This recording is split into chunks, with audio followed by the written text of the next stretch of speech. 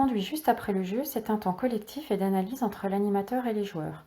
Pour l'enseignant, c'est le moment de montrer le potentiel du jeu.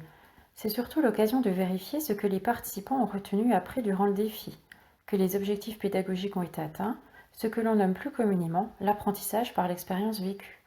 La phase de débriefing constitue le gage de la réussite du jeu, une évaluation et un retour. Pour les apprenants qui n'ont pas résolu les mêmes énigmes en même temps, c'est l'opportunité de comprendre ce qui a fonctionné, les stratégies mises en œuvre, les erreurs et difficultés rencontrées, et avoir ainsi une visibilité de l'ensemble. Le débriefing fait partie intégrante du scénario pédagogique et doit être prévu lors de la phase de conception. Il est nécessaire d'y accorder un temps relatif de 15 minutes afin de tirer les enseignements du jeu.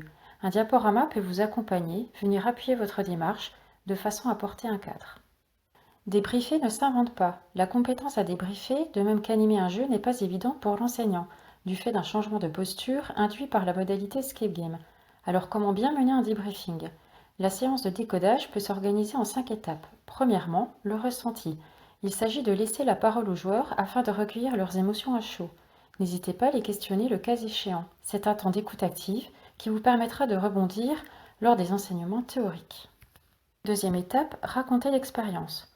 On décortique chronologiquement ce qui s'est passé durant l'expérience de jeu.